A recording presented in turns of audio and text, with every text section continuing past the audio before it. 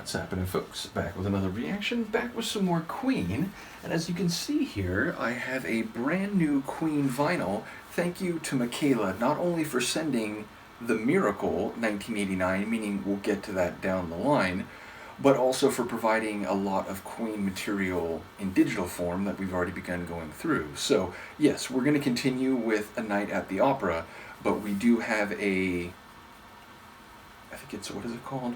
Yeah, half-speed mastered vinyl copy still in shrink wrap waiting for us for when we get to The Miracle. So I'm very appreciative and excited about that. But yes, the next tune on A Night at the Opera, 1975, is Sweet Lady. So yeah, the phrase feels familiar, but I can't think of a melody or anything that would suggest to me that I do know this tune. So as far as I'm aware, this will be a first listen.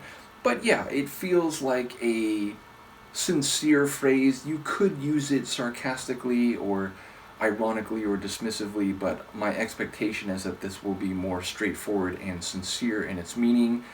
And in that regard, I guess sweet could be both visual, someone who looks good, or sweet as in a good person, whether their personality or their behavior, the sentiment of the person. So I wouldn't be surprised if maybe it's a bit of both. Nevertheless, let's see what I can pick up on a first hearing. This is Queen. The song is Sweet Lady from A Night at the Opera, 1975.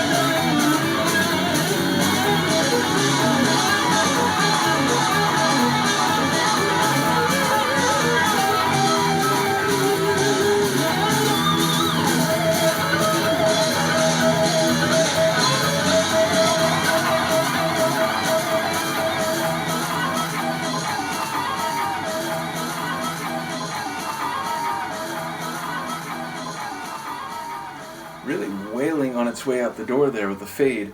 So, okay, first of all, I think I was completely wrong. I feel like the sweet lady is apparently carving him up and eating him and, filling him with lies and treating him as if he is cheese. What was the line? Like saying I'm sweet like I'm some cheese. So, yeah, it sounds like she's actually quite harsh and brutal and, anything but sweet. So, yeah, maybe I'm misinterpreting that, but yeah, on a first listen, it sounds like she was the opposite of sincere or genuinely sweet, as you would normally mean the word if you meant it at face value.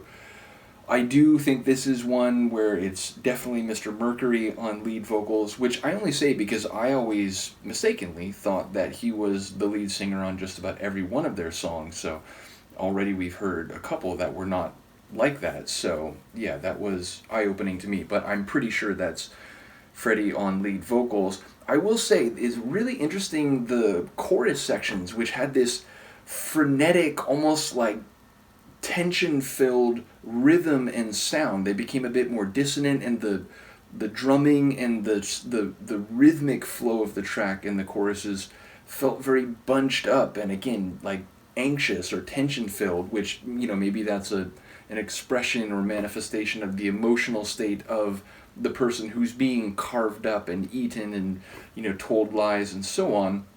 But then the other, like the verse sections, had this again like classic rock, edgy rock sort of sound, and then by the end it feels like it goes into kind of this double time speed and rhythm, and is felt like it could flourish and kind of just be an instrumental rock tune for another couple minutes even as it was fading out, though again with an intensity to it sonically. So yeah, a cool tune. I do wonder if I'm hearing the lyrics correctly, or at least what I caught. I didn't catch everything, but as I said, it feels like this is actually a very sharp and or unpleasant person who is tormenting or essentially hollowing out the narrator. And as I said, I enjoy the drum work and all its frenetic and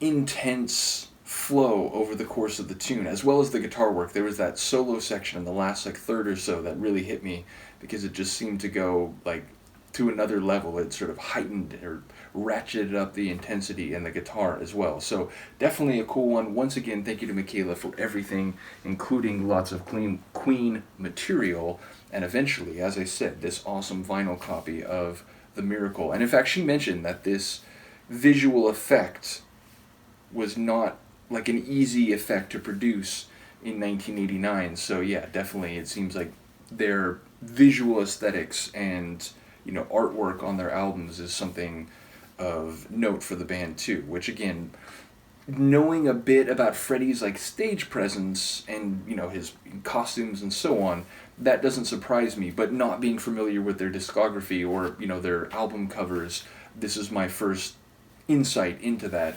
Nevertheless, I'm looking forward to it all. Let me know what you think, and the very sleepy Luca and I will see you next time. Peace.